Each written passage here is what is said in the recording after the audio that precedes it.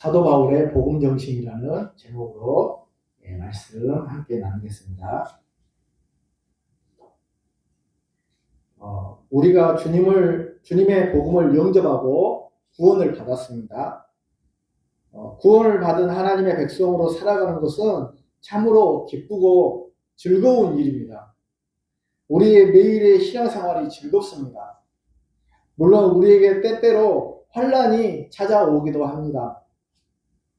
그러할 때 우리는 주님을 의지하면 그 환난을 이겨낼 수 있습니다. 우리는 환난을 통하여 더욱 연단된 성도로 살아갈 수 있습니다. 어쨌든 우리 성도님들의 신앙생활이 매일매일 즐겁고 행복한 삶이 되었으면 좋겠습니다. 하나님께서는 항상 우리와 함께 하십니다. 한 번도 우리를 하나님의 장중에서 품지 않으신 적이 없으십니다. 우리를 사랑하시고 우리에게 모든 좋은 것을 베풀어 주시기를 항상 기뻐하시는 분이십니다. 하나님께서 아브라함을 부르시고 아브라함에게 얼마나 많은 좋은 것들을 주셨습니까? 그에게 정말로 열국의 아비가 되게 주셨고 수많은 양떼와 낙타 그리고 각종 짐승을 주셨고 그에게 군대도 있었습니다. 사랑하는 성도님 여러분, 하나님께서 우리에게 복을 주시면 우리는 이렇게 되는 것입니다. 하나님의 축복을 누리는 삶을 사시는 성도님들이 되시기를 바랍니다. 우리는 각자에게 사명이 주어져 있습니다. 성도님 여러분 각자에게도 사명이 있습니다. 소명은 일반적인 소명과 특별한 소명이 있습니다. 일반적인 소명은 그 누구든지 예수 그리스도를 믿는 사람 모두에게 주어진 소명입니다. 하나님께서 세상에 속한 사람들을 부르셔서 하나님의 백성으로 구원을 하여 주시는 것입니다.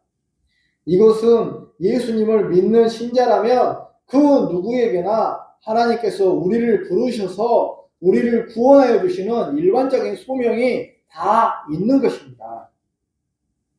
그리고 특별 소명, 그것은 목회자나 선교사님들과 같이 복음을 전하는 일에 전무해야 하는 사명을 받은 사람들에게 주어지는 것입니다. 이것을 사도 바울과 같이 특별한 사명을 우리들에게 이것은 사도 바울과 같은 특별한 사명을 받은 특별 소명이 있는 것입니다. 그리고 일반적인 신자라고 하더라도 복음을 전하는 일은 그 누구나 해야 하는 사명인 것입니다. 성도님들이 일상적인 삶을 잘 감당해야 하는 것도 소명이자 사명이며 또한 복음을 전하는 일을 해야 하는 것도 사명인 것입니다. 사명이 있는 사람은 외롭지 않습니다. 사명이 있는 사람은 죽지 않는다는 말도 있습니다. 그만큼 우리에게 사명이 있다는 것은 중요하고 소중합니다. 우리가 신앙인으로서 각자의 자신의 일을 감당을 잘하고 복음을 전하며 사회에서 빛과 소금의 사명을 감당하고 누구든지 보내는 선교사가 다 되는 것이 우리의 사명입니다. 우리는 이 사명을 감당하는 일에 있어서 최선을 다해야 하겠습니다. 우리에게 부르심과 사명이 있습니다. 이사야 6장 8절에 내가 또 주의 목소리를 들으니 주께서 이르시되 내가 누구를 보내며 누구가 우리를 위하여 갈고 하시니 그때 내가 이르되 내가 여기 있나이다 나를 보내소서 이렇게 말씀하고 있고 예레미야 1장 5절에 내가 너를 모태에 짓기 전에 너를 알았고 내가 태에서 나오기 전에 너를 성별하였으며 너를 여러 나라의 선지자로 세웠노라 하시기로 이렇게 말씀하셨습니다. 요한복음 15장 16절에 너희가 나를 택한 것이 아니요 내가 너희를 택하여 세웠나니 이는 너희로 가서 열매를 맺게 하고 또 너희 열매가 항상 있게 하여 내 이름으로 아버지께 무엇을 구하든지 다 받게 하려 함이라. 주님께서 우리를 택하셔서 열매를 맺게 하는 그 사명을 주셨다는 것입니다. 또한 우리에게는 복음 전파의 사명이 있습니다. 마태복음 28장 19절로 20절 말씀을 보면은 그러므로 너희는 가서 모든 민족을 제자로 삼아 아버지와 아들과 성령의 이름으로 세례를 베풀고 내가 너희에게 분부한 모든 것을 가르쳐 지키게 하라. 볼지어다 내가 세상 끝날까지 너희와 항상 함께 있으리라 하시니라. 이렇게 말씀하고 있고, 마가복음 16장 15절 말씀에 또 이르시되 너희는 온 천하에 다니며 만민에게 복음을 전파하라. 이렇게 말씀하고 있습니다. 사도행전 1장 8절에 오직 성령이 너희에게 임하시면 너희가 권능을 받고 예루살렘과 온 유대와 사마리아와 땅끝까지 이르러 내 증인이 되리라 하시니라. 이렇게 말씀하고 있습니다.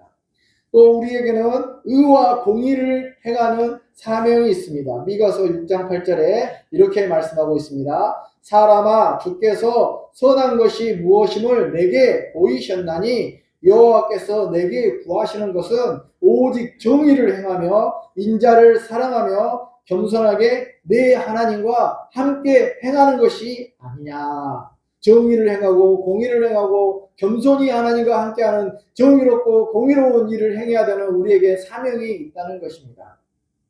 또 이사야 61장 1절에서 주 여호와의 영이 내게 임하셨으니 이는 여호와께서 내게 기름을 부으사 가난한 자에게 아름다운 소식을 전하게 하려 하심이라. 나를 보내사 마음이 상한 자를 고치며 포로된 자에게 자유를 갇힌 자에게 노임을 선포하며 이렇게 말씀하고 있습니다. 이 말씀은 주님께서 누가복음에서 사역을 시작하시면서 가난한 자에게 복음이 전파되고 영적으로 포로된 자, 영적으로 가난한 자, 또 영적으로 포로된 자, 또 실제로 육적으로 가난한 자, 육적으로 포로된 자, 갇힌 자에게 노임을 선포하시는 그 말씀으로 활용이 되었습니다. 시편 82편 3절로 4절에 가난한 자와 고아를 위해 정의를 베풀며 학대받는 자와 궁핍한 자를 위하여 공의를 베풀지며 가난한 자와 궁핍한 자를 건지며 악인의 손에서 구원할지라. 이렇게 말씀하고 있습니다. 가난한 자와 학대받는 자와 궁핍한 자를 위하여 공의를 베풀라고 말씀하고 계십니다. 또 우리에게는 거룩함과 경건의 사명이 있습니다. 베드로전서 1장 15절로 16절에 보니까 오직 너희를 부르신 거룩한 이처럼 너희도 모든 행실에 거룩한 자가 되라. 이렇게 말씀하셨습니다. 기록되었을 때 내가 거룩하니 너희도 거룩할지어다 하셨느니라. 이렇게 말씀하고 있습니다. 로마서 12장 1절로 2절에 그러므로 형제들아 내가 하나님의 모든 자비하심으로 너희를 권하노니 너희 몸을 하나님이 기뻐하시는 거룩한 산 제물로 드리라. 이는 너희가 드릴 영적 예배니라. 너희는 이 세대를 본받지 말고 오직 마음을 새롭게 함으로 변화를 받아 하나님의 선하시고 기뻐하시고 온전하신 뜻이 무엇인지 분별하도록 하라. 하나님의 모든 자비하심으로 너희를 권하노니 너희 몸을 하나님이 기뻐하시는 거룩한 산 제사로 드리라. 산 제물로 드리라. 거룩한 삶을 살아라. 라고 이렇게 하나님께서 말씀하시는 것입니다. 우리가 공부를 잘하기 위해서는 초등학교 1학년 때부터 기본적인 공부가 잘 되어 있어야 되죠. 그래야 중학교, 고등학교에서 실력을 발휘할 수 있습니다. 기본이 전혀 바탕이 되지 않은 상태에서 실력이 올라가지 않는다는 것이죠. 그런 면에서 기본이 상당히 중요한 것 같습니다. 물론 중간에 공부를 잘하는 경우도 있지만 그보다 중요한 것은 기본기가 잘 갖춰 있어야 됩니다. 저의 아들이 어려서부터 공을 잘 다루는 재능이 있었습니다. 그러나 초등학교 때 축구를 시키지 않았어요. 중학교에 다니면서 계속 축구에 대해 관심을 가지고 있었습니다. 아빠 저 축구 선수 하고 싶어요 하고 계속 말하였습니다. 저는 깊이 고민하다가 중2 여름방학 때 아이를 광주 북성중학교 축구부에 데려가 테스트를 시켜보았습니다. 단순히 안 돼! 너는 공부해야 돼! 라고 윽박지르지 않고 테스트를 해보고 그것이 아니면 스스로 포기할 것이라는 생각이 들었습니다. 테스트를 시켜보니 저희 아들이 다른 아이, 즉 그 당시 북성중학교 축구 선수, 제 아들은 2학년인가 됐고 3학년 학생하고 선수를 이렇게 공을 빼앗아 보라고 하니까 공을 전혀 빼앗지 못하는 것이었습니다. 코치님이 여기에 있는 축구 선수들은 초등학교 3학년, 4학년 때부터 축구 엘리트로 키워지는 아이들이라 이렇게 이야기를 하시더라고요. 그러나 저희 아들이 축구에 재능은 있다고 하더라고요. 저희 아들을 전남 고흥에 있는 고흥 FC에 데리고 가보면 주전으로 뛸 것이라고 그렇게 이야기를 하더라고요. 그런데 그 당시에 광주에서 고흥은 너무나도 먼 거리고 너무 멀 것 같아서 결국은 못했습니다. 지금 고흥 FC의 감독님이 누구냐면 그 차범근 선수라고 합니다. 네. 저는 아들과 함께 돌아오는 길에 팥빙수를 한 그릇씩 먹으면서 고흥까지 가는 것은 너무 힘들 것 같다라고 하면서 아이를 설득해 보았습니다. 그제서야 제 아들이 아빠 이제 포기하고 공부할래요 라고 하였습니다. 그 아들이 커서 이제는 대학에 들어갔고 군대도 갔습니다. 제가 이 이야기를 이렇게 장황하게 하는 이유는 그만큼 기본기가 중요하다는 것을 말씀하기 위해서입니다. 신앙 생활에 있어서도 기본기가 중요한 것 같습니다. 그것은 예배에 빠지지 않고 잘 참석하고 말씀과 기도와 찬양을 가까이 함을 통해서 이루어지는 것입니다. 오늘 말씀은 바울의 신앙이자 본면에 관한 말씀입니다. 바울은 3차에 걸쳐서 유럽과 소아시아에 선교를 했습니다. 오늘 본문은 바울이 마지막 3차 선교여행을 마치고 1차, 2차, 3차 선교여행인데 3차 선교여행 마치고 예루살렘으로 돌아가려고 하면서 복음을 전하는 내용을 기록하고 있습니다. 바울이 가장 애착을 가진 교회가 에베소 교회였다고 합니다. 이제 바울이 에베소 교회를 떠나면 다시 돌아올 수 없을 수도 있다는 것을 바울은 알았습니다. 그리고 무엇보다도 자신이 그토록 가고 싶어 했던 로마로 가고 싶었습니다. 예루살렘으로 가는 길은 다시는 돌아올 수 없는 길일 수도 있습니다.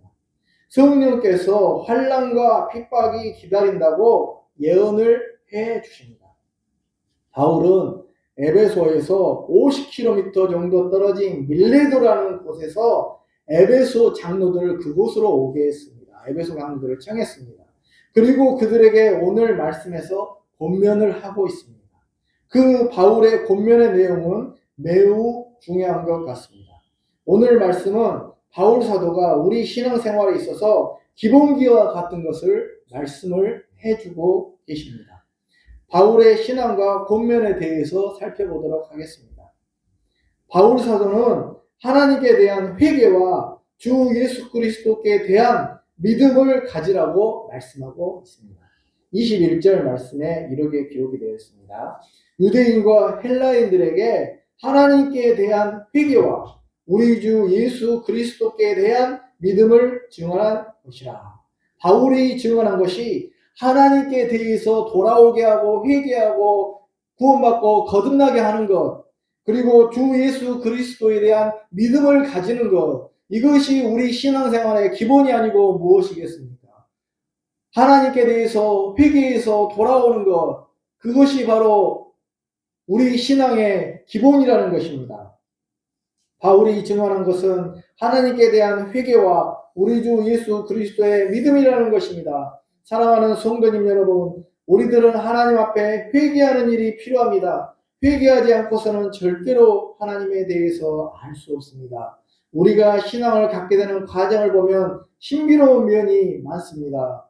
성령님께서 우리를 예수 그리스도를 믿게 하십니다. 우리는 예수 그리스도를 믿으면 회개의 심령이 생기게 됩니다. 나의 죄가 생각이 나고 하나님 앞에서 내가 얼마나 큰 죄인인지를 알게 되었습니다.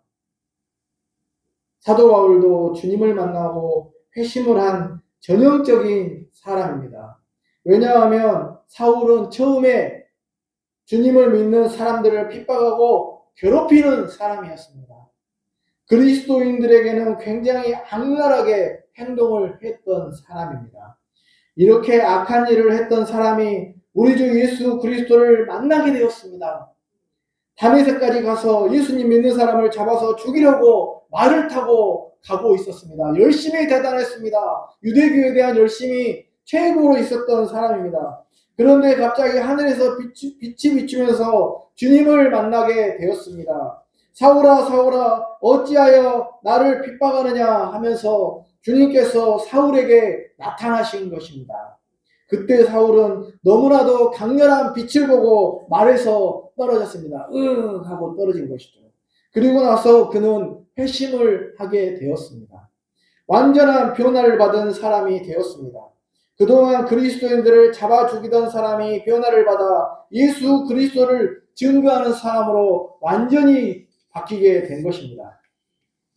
이렇게 회개는 내 자신이 변화를 받아 완전한 새 사람이 되는 것입니다.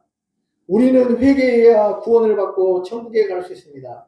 저도 하나님의 사람이 아니었습니다. 제가 세상의 삶을 많이 추구하며 살아갔습니다.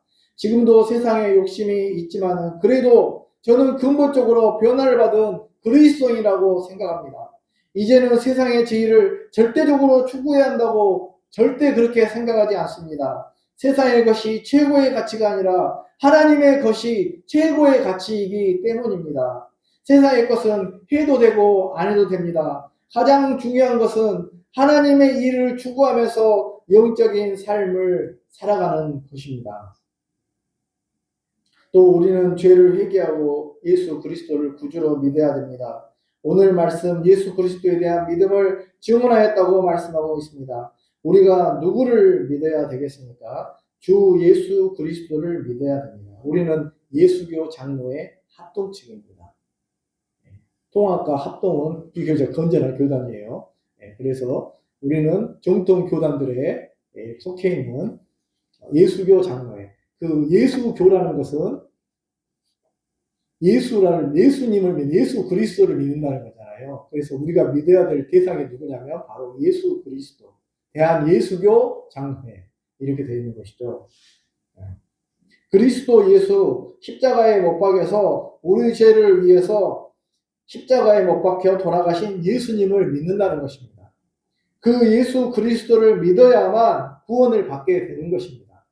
그래서 우리에게 필요한 것은 주 예수 그리스도를 믿는 것입니다. 다른 무엇이 필요한 것이 아니라 오직 예수 그리스도를 믿는 것이 필요하다는 것입니다. 이것이 신앙의 핵심입니다. 하나님과 맡겼던 관계가 열리고 예수 그리스도를 믿음으로 말미암아 하나님의 은혜의 풍성함을 알아가게 되는 것이 바로 구원입니다. 하나님에 대해서 우리가 풍성하게 알아가는 것. 그것이 하나님 안다는 것 자체가 하나님을 신앙적으로 체험하고 알아간다는 것 자체가 구원이라는 것입니다. 그러므로 성도님 여러분, 우리는 하나님과 화해하고 예수 그리스도를 믿어야 됩니다. 사랑하는 성도님들, 주님을 믿지 않는 분이 계시다면 이 시간에 회개하시기 바랍니다. 사도 바울이 회개, 저도 고백했잖아요. 저도 회개하고 회개하신 분들이 많잖아요. 회개하고 돌이켜서 하나님을 만나고 변화를 받은 사람을 나의 신앙, 예수님을 물론 신앙의 모델로 삼아야 되지만 모범으로 삼고 나도 변화받고 새 사람 되고 구원받은 사람 돼야 되겠다 이렇게 생각하시기 바랍니다. 두 번째로 시험을 참고 주님을 섬겼습니다. 19절 말씀에 기록되어 있습니다. 곧 모든 겸손과 눈물이며 유대인의 관계로 말미암아 당한 시험을 참고 주를 섬긴 것과 이렇게 말씀하고 있습니다. 바울은 사람들을 섬길 때 겸손과 눈물로 바울이 교회를 세웠지 않습니까? 자신이 세운 교회이기 때문에 이 교회는 내 교회다 라고 생각하고 그들에게 군림할 수도 있었지 않겠습니까? 그러나 그렇게 하지 않았습니다. 겸손과 눈물로. 겸손은 하나님 앞에서 겸비하고 낮춘다는 것입니다. 이 교회의 주인이 하나님이신데 내가 어떻게 감히 내 주장을 할 수 있을 것인가? 그렇게 할 수도 자기가 개척하고 자기가 세운 교회라고 할지라도 그렇게 하지 않았다는 거예요. 그리고 눈물로 양들을 위해서 기도할 때 눈물을 흘리면서 기도했다. 그 목자의 심정으로 예수님이 주님께서 선한 목자라 선한 목자는 양들을 위하여 목숨을 버리느니라. 사도 바울은 그가 목회하던 그 선교했던 그 교회의 목자의 심정으로 눈물을 흘리면서 그렇게 목회를 했다는 것입니다. 그래서 성도의 눈물은 귀하고 소중합니다. 다윗도 나의 눈물을 주의 병에 담으소서. 눈물은 소중하고 귀중한 것이기 때문에 하나님께 상달이 되고 하나님께서 기억하시게 되는 것입니다. 그래서 양무리를 우리가 도울 때 어떤 자세로 도와야 되겠습니까? 양무리를 주장하는 자세로 그렇게 도와야 되겠습니까? 그렇게 되어서는 절대 안 됩니다. 이 교회의 주인은 주님이시기 때문에 절대 목사님도 아니고 중직자분들도 다 이렇게 하나님을 향하여서 예배하기 위해서 드리고 있는 것이지 누가 누구를 주장하기 위해서 있는 것이 아닙니다. 사도 바울이 양을 도울 때 겸손과 눈물로 하였던 것을 본받도록 합시다. 예, 저는 눈물로 양을 도왔다는 말씀이 많이 다가옵니다. 성도님들이 때로는 아프기도 하고 때로는 힘들 때 정말로 어떤 때는 눈물이 날 것 같은 심정이 들기도 합니다. 또 과거에 이제 후교육자로 생활할 때는 교회들이 클 때에는 성도님들이 돌아가시고 그 관을 메고 이렇게 갈 때에 그럴 때 이렇게 눈물이 나더라고요. 저도 하늘 가는 밝은 길 이렇게 찬양을 부르는데 그때 그렇게 눈물이 나고 또 가족이 돌아가시고 그럴 때 이제 믿고 돌아가셨을 때 눈물이 나는데 천국 가셨는데 왜 눈물이 나냐 이렇게 생각할 수도 있지만 그래도 슬픔은 슬프더라고요. 그래서 그럴 때 우리가 그 눈물은 귀중하고 소중한 눈물입니다.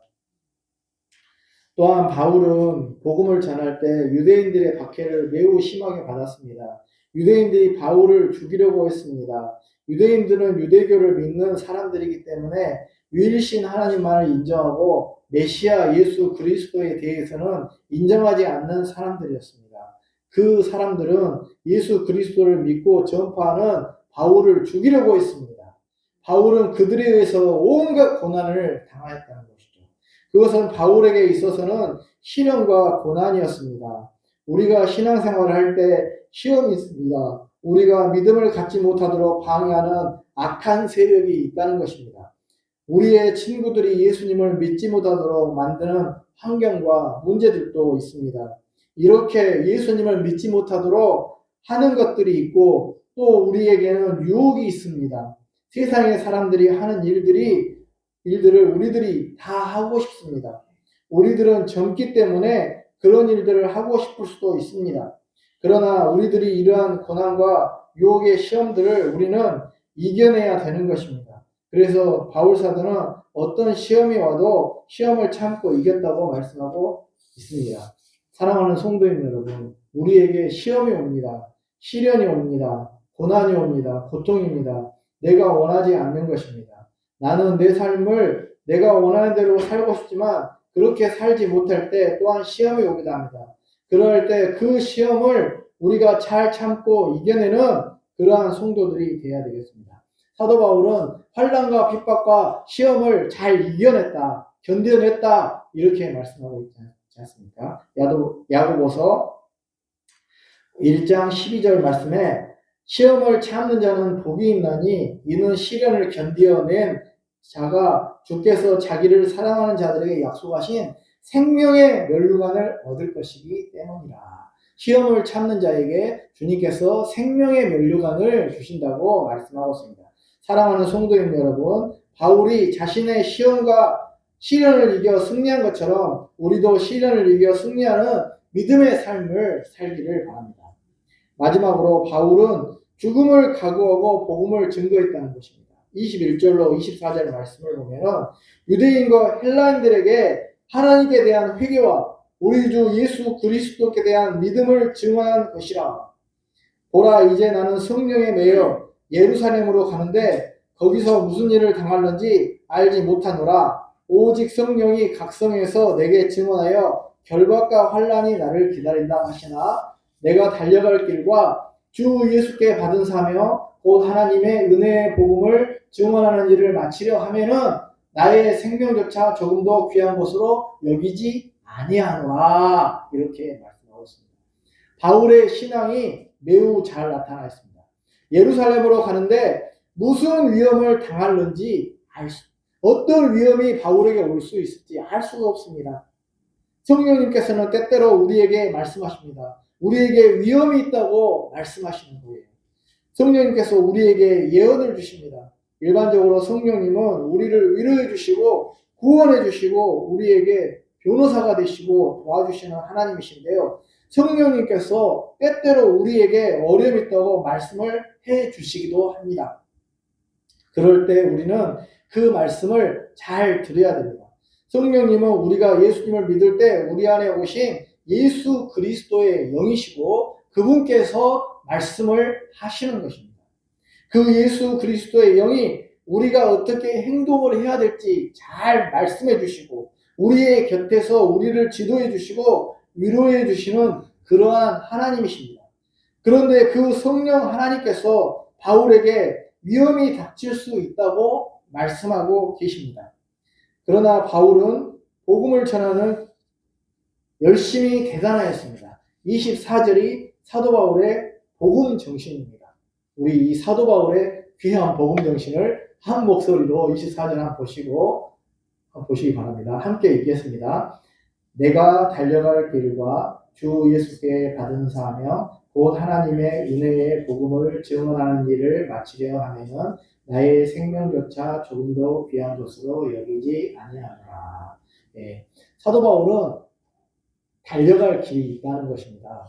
달려갈 길은 주 예수께 받은 사명인데 그것은 생명을 다하여 복음을 전하는 일입니다. 그래서 사도 바울이 죽음을 각오하서까지 복음을 전하는 일에 열심을 다했다. 생명을 다했다. 어떻게 보면 오늘날 우리 목회자가 사도 바울과 같이 죽음을 각오한 일사각오의 정신을 가지고 죽음을 각오하고 복음을 전해야 되지 않겠습니까? 여기 있는 목사님이 죽음을 각오하고 복음을 전해야 되고 우리 성도님들도 일사각오의 정신, 내가 달려갈 길과 주 예수께 받은 사명, 하나님의 은혜의 복음을 전하는 일을 마치려 하면은 나의 생명을 조금조차 아끼는 나 생명을 다해서 목숨 걸고 여기다 목숨 걸었다 이렇게 하고 있지 않습니까? 우리가 목숨 못 건다고 할지라도 정말로 이 복음 전하는 일에 주님이 하라고 하신 명령에 대해서만큼은 최선을 다해서 우리가 일을 해야 되지 않겠습니까? 그래서 사도 바울의 이 복음 정신은 얼마나 대단합니까? 바울은 복음을 전하기 위해서 예루살렘으로 가서 당하는 환난도 각오를 하고 있습니다. 그리고 예루살렘에 포로로 잡히고 그 포로의 신분으로 그가 정말 가기를 했던 로마를 가기를 소원하고 있습니다. 로마에 가서 복음 전하기를 원하고 있습니다. 이렇게 복음을 전하는 일을 위해서는 자신의 생명을 조금도 아까운 것으로 여기지 않겠다고 했습니다. 성령님께서 로마에 가면 죽음이 기다리고 있다라고 말씀하고 있지만 바울은 죽음을 두려워하지 않고 복음을 전하고 있습니다. 우리도 바울의 복음 정신을 배우도록 합시다. 성도님들. 국내에서 편하게 복음을 전할 수 있는 환경 가운데 우리는 살고 있습니다. 얼마든지 우리가 복음을 전할 수 있습니다. 그런데 그것마저도 게을리 한다면 우리는 하나님의 사명을 저버리고 있는 것입니다. 성도님 여러분, 우리가 십자가에 품어둔 복음, 예수 그리스도의 복음만을 증거하는 우리의 삶이 되어야 됩니다. 그것이 우리의 사명입니다. 우리가 각자의 일을 한다고 할지라도 우리들이 해야 되는 일은 복음을 전하는 일입니다. 복음을 전하는 일은 주님께서 우리들에게 명령하시는 일입니다. 그 복음을 전하는 일을 우리들이 잘 감당했으면 좋겠습니다. 말씀을 맺겠습니다. 오늘 말씀에서 사도 바울의 복음 정신에 대해서 배우게 되었습니다. 바울은 주님을 만나고 변화를 받아 새 사람이 되었습니다. 그래서 주 예수 그리스도께 회개하고 믿음을 가질 것을 말씀하고 계십니다. 우리 신앙의 가장 기본기에 대해서 말씀하고 계십니다. 그리고 사도 바울은 주님을 만난 후 죽음도 각오하고 복음을 전하였다고 말씀하고 있습니다. 우리는 바울의 기본기와 복음 정신을 모두 본받아 복음을 전하는 일에 최선을 다하는 저와 우리 성도님들이 되시기를 바랍니다. 기도하겠습니다. 하나님 아버지, 복음을 전하는 일은 주님께서 우리에게 맡겨주신 일입니다. 예수 그리스도 하나님께 대한 회개와 예수 그리스도께 대한 믿음을 가지는 것이 신앙의 기본기이고 구원을 받기 위한 가장 중요한 조건이고 또 이것을 많은 사람들에게 전하여서 많은 사람들이 구원을 받게 하는 게 우리의 소명이고 사명인 줄 알게 됩니다. 하나님, 우리가 이 큰 하나님께서 맡겨주신 이 위대한 일 이 사명을 우리들이 다 잘 감당할 수 있도록 도와주옵소서. 우리가 비록 나가서 전하지 못한다고 할지라도 작은 일상적인 삶에서 예수님을 조금씩이나마 전할 수 있는 저희가 되게 하여 주시옵소서. 예수님의 이름으로 기도합니다. 아멘.